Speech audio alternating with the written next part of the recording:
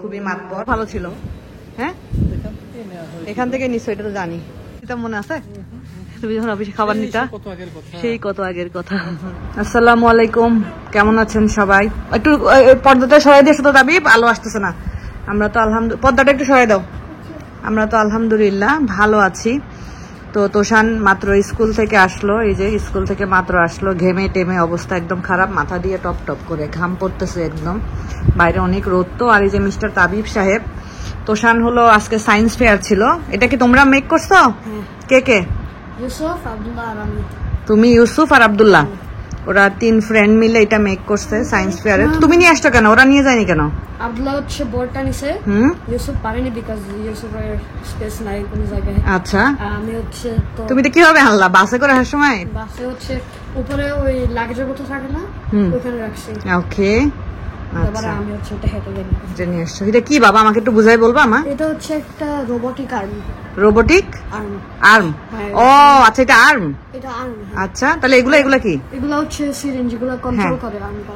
আর্মটা আমাকে একটু দেখাও। এটা এখন প্লটটা কন্ট্রোল করবে। হ্যাঁ, পুশ করলে। হ্যাঁ, ও বাহ, ওইটা পুশ করলে আচ্ছা এটা ওপেন হচ্ছে। ওকে, নিচে আর হ্যাঁ, উপরে। ওকে, দেখি দেখি দেখি। হ্যাঁ, পুশ করো। নিচে। ও, এটা কেমনে বানাইলা তোমরা? মাশাআল্লাহ। আচ্ছা, এটা হাইড্রোলিক ইয়ে দিয়ে না? আর এটা এটা হচ্ছে উপরে আর নিচে। এটা হচ্ছে এটা এভাবে মুভ করে। ও বাবা, মাশাআল্লাহ। তো হঠাৎ করে তাবিবকে নিয়ে আবার ক্লিনিকে আসছি। ও কি করছে, ওর এখানে যে মানে কেটে যে গেছে, ওটার উপরে যে একটা চামড়া মানে একটা পরত পড়তেছে ওষুধ দেওয়ার ফলে, আস্তে আস্তে পরত। ও কি করছে, ওইটা আজকে খুঁটায় তুলে ফেলছে। তো ভিতরটা দেখতেছি যে এখনো কাঁচা আছে, ভিতরটা এখনো ঠিকভাবে শুকায়নি। তো এই কারণে ওকে নিয়ে ক্লিনিকে আসা হয়েছে। আপনাদের ভাইয়া ক্লিনিকে ভিতরে নিয়ে গেছে ওকে, আমি গাড়িতে বসে আছি। কারণ এখন যেখানে গাড়ি রাখা হয়েছে এখানে আসলে যে পিছনেও গাড়ি আছে, তো এই জায়গাটাই এমন, এখানে মানে একটু সাইড করে একটা গাড়ির সামনে গাড়ি রাখতে হয়। তো উনি যদি চলে আসেন তাহলে আপনাদের ভাইয়াকে আমি ইনফর্ম করতে পারবো। ওই যে ক্লিনিক ভিতরে, ওই যে পিছনে ক্লিনিক আর কি, একদম পিছনে ক্লিনিক।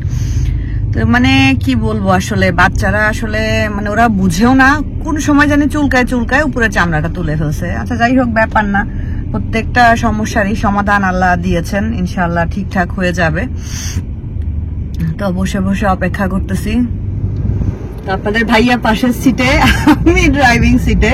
তাবিবকে ক্লিনিক থেকে নিয়ে এখন বাসায় যাচ্ছি। কেমন লাগতেছে? আমি রাস্তা সিগন্যাল তো ওই সামনেটা না, ওই লাল সিগন্যাল। হ্যাঁ, সেটা ওখানে আমি যাইতে পারবো, সমস্যা নাই, তুমি টেনশন করো না। ধরে রাখো, পারবো ইনশাআল্লাহ। সোজা রাস্তা, তো ব্যস্ত রাস্তা অনেক, অফিস সময় ছুটি হয়েছে। সমস্যা নেই, আমি আস্তে ধীরে যাবো। আমার পিছনে কেউ এরকম করে বাংলাদেশের মতো হর্ন বাজাইতে থাকবে না। ও ঘুমাইতে পারবে? আচ্ছা আচ্ছা, ঘুমাইতে পারছে। আচ্ছা ঠিক আছে, প্রথমে ঘুমাও। এই ফিলিংস আমি আপনাদেরকে বলে বুঝাইতে পারবো না। আলহামদুলিল্লাহ, মানে হাজব্যান্ড পাশে সিটে বসে আছে আর আমি ড্রাইভ করছি। মানে এটার কি একটা অনুভূতি, এই অনুভূতিটা আমি আসলেই বলে বা ভাষায় প্রকাশ করতে পারবো না। যারা ড্রাইভিং পারেন তাদের কাছে এটা কোনো বিষয়ই না, বাট আমি যেহেতু একদমই নতুন ড্রাইভ করতেছি, আমার জন্য এটা মানে অন্যরকম একটা বিষয়। আলহামদুলিল্লাহ, আল্লাহর অশেষ রহমত। আল্লাহ আমাকে নতুন কিছু একটা শেখার তৌফিক দান করেছেন, আলহামদুলিল্লাহ। তো এখনও আমার ডিরেকশনের প্রয়োজন আছে, অনেক কিছু শেখার আছে, অনেক কিছু শিখতে হবে। আপনাদের ভাইয়া আমাকে বলে দিচ্ছিল কোন দিকে যেতে হবে, কারণ হলো ম্যাপ এখনও ফলো করতে পারতেছি না। আমি এখন রাস্তায় কনসেন্ট্রেট করতেছি। ম্যাপ দেখতে গেলে আমার রাস্তায় কনসেন্ট্রেশনটা ব্রেক হবে। তো এভাবেই যাচ্ছি আলহামদুলিল্লাহ। এই তো আমরা সেফলি বাসায় চলে আসছি। তো এই যে তাবিবের আবার হলো গ্লু লাগাই দিছে, গ্লু লাগাই আবার উপরে যে একটা ব্যান্ডেজের মতো করে দিছে। ওর ফার্স্টের যে গ্লুটা লাগাইছিল ওইটা ঠিক মতো হয়নি আর কি, এই কারণে। আর উনি হলো খুবই মাতবর, উনি খুঁটাই উপরে চামড়াটা তুলে ফেলছে, নিচে যাচ্ছে। বাসায় ঢোকার পরে মনে হচ্ছিল আমরা কিছু একটা খাবো। তো আমাদের বাসার পাশেই ওই যে সামনের বিল্ডিংগুলো, লাস্টের বিল্ডিংটা আমাদের বাসা, তার পাশে ফুড কোর্ট আছে যেটা কিনা সন্ধ্যা থেকে ওপেন হয় এবং রাত 12টা-1টা পর্যন্ত ওপেন থাকে। তো এখানে আমরা খেতে এসেছি। কি খাবো ভাবলাম যে একটু চিকেন চপ খাই, হালকা পাতলা, মানে এই যে কোরবানির গোশ খেতে খেতে অবস্থা খারাপ, তারপরেও তো বাসায় গোশ আছে, আজকেও আবার গরুর গোশ রান্না করেছি। এখানে আমরা চিকেন চপ নিয়েছি, বিফ স্টেক নিছে আপনাদের ভাইয়া, তোষান হলো নিছে, কি বলে এটাকে, ফ্রেঞ্চ ফ্রাই, আর এটা আমারটা। তো সব কিছু একটু একটু করে নিছি, সব কিছু মিলাই ঝিলাই খাবো। আর ড্রিঙ্কস নিছি হলো অ্যাপেল আসাম বয়, এটা আমার কাছে খুবই মজা লাগে, গ্রিন অ্যাপেলের জুস, সাথে একটু মানে আসাম বয় মানে হলো ওই যে বিট লবণের একটা মিক্সচার, মানে বিট লবণ দিয়ে বানানো একটা বল থাকে, ওইটা দিয়ে দেয় আর কি। তো আইসক্রিম খাওয়া শেষ করে আমি আসছি হলো আমাদের বাসার পাশে মিমিজুতে। এই লিচুটা আমি অনেক খুঁজতেছিলাম, অনেক, যাক এসে পেয়ে গেছি লিচুটা। অনেক দিন ধরে আমি এটা খুঁজতেছিলাম, কারণ এই লিচুটা না খাইতে অনেক মজা। তো একটু কলা নিব। ওই দিনকে কলাগুলো খুব ভালো ছিল, নিছিল যে অনেক ভালো ছিল। হ্যাঁ, এখান থেকে নিছো, এটা তো জানি, খুবই ভালো ছিল কলাগুলা, অনেক বেশি হয়ে যায়, অনেকগুলা। এটা ঠিক আছে তো? হ্যাঁ, এখানে 6টা 7টা, ঠিক আছে না? আমার তো মনে হচ্ছে ঠিক আছে। একটু দিকে ঢুকি দেখি এখানে আর কি ফ্রুটস আছে। ফ্রুটস বাসায় আছে, অবশ্য পেয়ারা আছে। হ্যাঁ, পেয়ারা আছে বাবা। এখানে লাইট পরোটা আছে, তারপরে হ্যাঁ শেষ হয়ে যাওয়ার কথা না, রুটি আছে তো, নিয়ে না তাহলে একটা নিয়ে নাও যদি শেষ হয়। ওইটা না, এটা না তো, দেখো এটা কি পরোটা, এটা কি পরোটা দেখো তো, স্প্রিং হোম, এটা নিয়ে দেখো একটা টেস্ট কেস একটা, কালকে দিব না। চলো, বাহ এখানে পানি কেন? ও দাঁড়াও, আমি যে একটু ভুট্টা শেষ হয়ে গেছে বাসায়, ভুট্টা নিব একটু। তারপরে ডালও তো শেষ, মসুরের ডালও শেষ। ওই যে কর্ন নাই নাকি? পাবো এখন খুঁজছি না, এখন পাবো না, নাই। একটা মসুরের ডাল নিয়ে নাও তো, ডাল শেষ।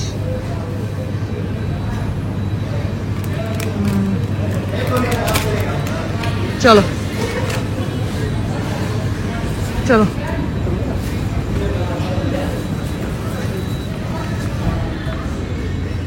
আমাদের বাসার পাশে মিমি জুজু, এখানে মোটামুটি সবই পাওয়া যায়। এখানে নাই আছে, কর্ন আছে, দেখো তো আছে নাকি। ওই তো তাবিব খাইতে যাচ্ছিল পপকর্ন, তার তো খুব পছন্দ পপকর্ন। আর আমি তোষানের ফ্রাইড রাইসের জন্য একটা খুঁজতেছি, ওই যে এই যে নাসি গোরেং, এই যে সিজনিংটা, এটা দিলে ফ্রাইড রাইসটা অনেক মজা হয়।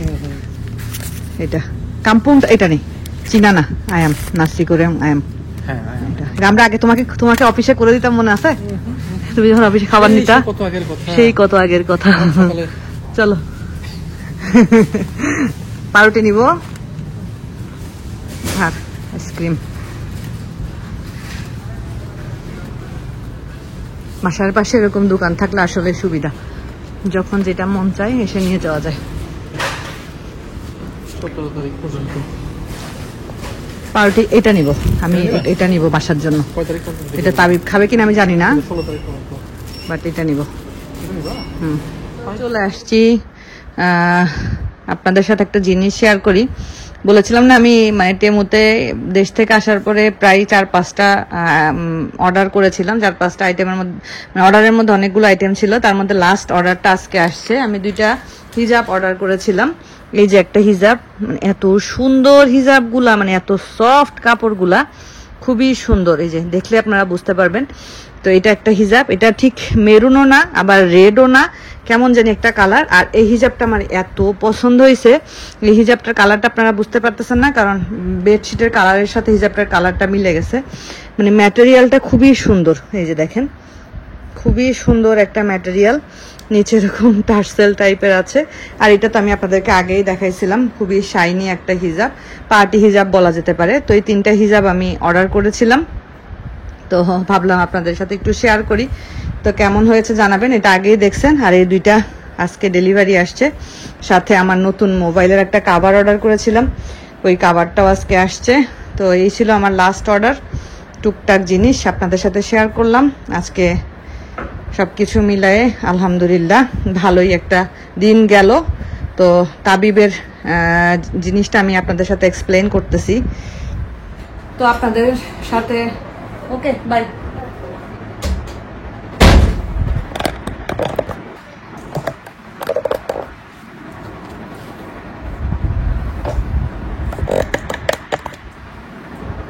আপনাদের সাথে শেয়ার করি আসলে কি হয়েছে। দুপুরবেলা তাবিব বলতেছে আম্মু আমি ওয়াশরুমে যাব। তো আমি ওকে ওয়াশরুমে বসাই দিয়ে হলো করতেছিলাম, কি জানি বলে, বসেছিলাম যে ওয়াশরুম শেষ হলে ওকে ক্লিন করে নিয়ে বের হব। তো বললাম ওয়াশরুমের কাজ শেষ, আমি গেলাম, গিয়ে ওকে ক্লিন করা শেষ, দেখি ও হাতের মধ্যে কি জানি নিয়ে খেলতেছে। তো আমি বলছি এটা কি বাবা? বলছে কিছু না ময়লা। তারপরে দেখলাম হাতে নিয়ে, দেখলাম যে হ্যাঁ একটু চামড়ার মতো। আমার না তখনও মাথায় ঢুকে নাই, আমি সাথে সাথে ওটা ফেলে দিয়ে হাতটা ওয়াশ করাই দিলাম। হঠাৎ করে চোখের দিকে তাকায় দেখি ও যে এই যে অংশটা কেটে গেছে, প্রায় 1.5 ইঞ্চি পরিমাণ কেটে গেছে। ওইখানটার উপরে যে চামড়াটা পড়ছে দিন শুকায় ওই চামড়াটাও টান দিয়ে তুলে ফেলছে। পুরা মুখটা একদম হা হয়ে আছে আর কি, পুরা একদম এরকম হা হয়ে আছে। ফার্স্ট অফ অল ওকে যেদিনকে প্রথম গত বৃহস্পতিবারে এখানে কেটে যায়, ওকে ডক্টরের কাছে নিয়ে যাওয়া হয়েছে। ডক্টররা বলছে যে না ওরা সেলাই করবে না, কারণ ছোট মানুষ, সেলাই করতে গেলে অনেক পেইন হবে। চোখের উপরে সেলাই করাটাও একটু রিস্কি, কারণ ও মুভমেন্ট করতে পারে পেইনের জন্য, তো কোনো একটা অ্যাক্সিডেন্ট হইতে পারে।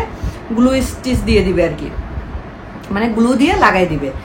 তো ঠিক আছে, ভালো কথা, সমস্যা নাই। তো যেখানে ফার্স্টে নিয়ে গেছে ওখান থেকে অন্য একটা ক্লিনিকে রেফার করছে। তো ওই ক্লিনিকে নার্স হলো গ্লু ঢালছে আর ডাক্তার হলো চাপ দিছে। তো নার্স নাকি আপনাদের ভাইয়া বললো যে, আপনার ভাই ওদিনকে এসে আমাকে বলছিল যে নার্স কি করছে, নার্স এতটা দক্ষ না, সে গ্লুটা বেশি ঢেলে ফেলছে। বেশি যেহেতু ঢেলে ফেলছে, একটা জিনিস বেশি পড়ে গেলে ওটা কিন্তু লাগে না, সব বাইরে হয়ে চলে আসছে বেশি পড়ে যাওয়ার কারণে। আর ডাক্তার চাপ দিছে, হাফ লাগছে হাফ লাগে নাই, এরকম হলো অবস্থা। তাই আমি বললাম ব্যাপারটা কেমন হয়ে গেল না? বললো যে ঠিক আছে দেখা যাক, ঠিক হয়ে যাবে মনে হয়। তো আজকে যখন উপরে চামড়াটা শুকায় আসছে, ও টান দিছে, ওর যে হাফ লাগে নাই ওইটা সহ আর যেটুকু জোড়া লাগছে ওইটা সহ পুরাটাই হা হয়ে গেছে। পর আপনাদের ভাইয়াকে দেখাইলাম, আপনাদের ভাইয়া বললো ডাক্তারের কাছে নিয়ে যাই। আমি বললাম এটাই বেটার হবে, বাসায় বসে থেকে দরকার নাই। আর আমি বারবার বলতেছিলাম যে স্টিচ দেন। তো আপনাদের ভাইয়া বলতেছে যে না স্টিচ দেওয়া যাবে না, ডক্টর যেখানেই দেখাইছি সবাই বলছে ছোট মানুষ, স্টিচ দেওয়া যাবে না। আজকে যেখানে নিয়ে গেছিলাম এই ক্লিনিকটা ভালো, ডক্টর নিজের হাতে মানে খুব সুন্দর করে একটু করে গ্লু দিছে আর এটা মুখটা আটকায় দিছে আর কি। আশা করি ইনশাল্লাহ এবার হলো ভালোভাবে জোড়া লেগে যাবে। আর এবার যদি জোড়া না লাগে তাহলে সেলাই করতে হবে। আল্লাহ মাফ করুক, আল্লাহ এরকম যেন কিছু না হয়, সুন্দরভাবে যেন জোড়াটা লেগে যায়। আসলে কি বলবো, বাচ্চা থাকলে মানে অন্যরকম একটা কাজ করে। তো আমি যখন দেশে গেলাম তখন তানজিলার সাথে যখন দেখা করতে গেলাম, তো তানজিলা বলছিল ফুপ্পি আর ভালো লাগে না, আর দিনগুলা শেষ হচ্ছে না। স্বাভাবিক, লাস্টে গিয়ে দিনগুলা শেষ হইতে চায় না। তা আমি ওকে বলতেছিলাম মা যতদিন পেটের মধ্যে আছে ততদিন শান্তি, পেট থেকে বের হইলে বাবু আজকে মানে এরকম একটু জোরে নিঃশ্বাস নিচ্ছে কেন, বাবু আজকে বাথরুম করলো না কেন, বাবুর বেশি বাথরুম হচ্ছে কেন, এইগুলা নিয়ে দেখা যায় যে মা বাবা পুরা ফ্যামিলি অনেক টেনশনে পড়ে যায়। মানে বাচ্চা জিনিসটা এমন একটা জিনিস, তো এটাই আসলে মানে সত্য কথা, পেটে থাকা অবস্থায় শান্তি। তাবিব একবার কয়েন খেয়ে ফেললো, হাত ভাঙলো, এখন এখানে কাটলো। ছোটবেলা থেকেও কতবার যে পড়ে গেছে, কতবার যে ওর ঠোঁট থ্যাতলাই কেটে গেছে তার হিসাব ছাড়া। কিছু করার নাই, বাচ্চা মানুষ, যতই সাবধানে রাখা হোক না কেন দেখা যায় কিছু না কিছু একটা করে ফেলেই, যেটা আসলে একটু সাফার তো করতেই হয়। এই আর কি অবস্থা। যাই হোক আলহামদুলিল্লাহ, আল্লাহ যা করেন ভালোর জন্যই করেন। প্রত্যেকটা জিনিসের মধ্যে অবশ্যই ভালো কিছু আছে, ওইটা আমি মনে প্রাণে বিশ্বাস করি। আল্লাহ ইনশাআল্লাহ সুস্থ করে দিবে, ভালো করে দিবে।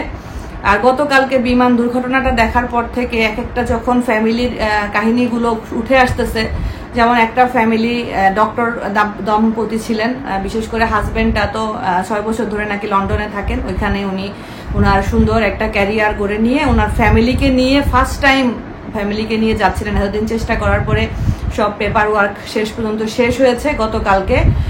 ওয়াইফ, একটা মেয়ে আর 2টা জমজ ছেলে, 3 জনকে নিয়ে ওয়াইফকে নিয়ে ওই বিমানের যাচ্ছিলেন লন্ডনে।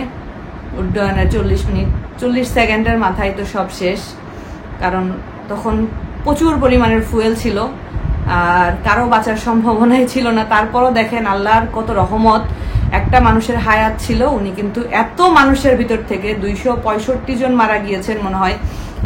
যেই হোস্টেলটা মানে মেডিকেল হোস্টেলের উপরে গিয়ে প্লেনটা বিধ্বস্ত হয়েছে, সেখানে মানে উডবি ডক্টর সহ 265 জন মারা গেছেন। তো সেখানে একটা মাত্র ভাগ্যবান মানুষ, আল্লাহ তার রিজিক রেখেছেন দুনিয়াতে, ওইখান থেকে সে বেঁচে এসেছে। তো এই কারণে আসলে আল্লাহর ফয়সালার উপরে কোনো কিছুই নাই। আল্লাহ যেটা ভালো মনে করবেন সেটাই হবে, এবং সেটা আমি বান্দা হিসাবে আমাকে খুশি মনে মেনে নিতে হবে। আমি প্রত্যেকটা জিনিসে আল্লাহর ভালো দেখতে পাই ইনশাআল্লাহ। আল্লাহ যা করেন, যেটা করে হয় আমাদের সাথে, প্রত্যেকটা জিনিসই আল্লাহ প্ল্যান করে আমাদের ভালোর জন্যই করেন। তো আজকের মতো বিদায় নিচ্ছি। সবাই ভালো থাকবেন, সুস্থ থাকবেন। আল্লাহ হাফেজ।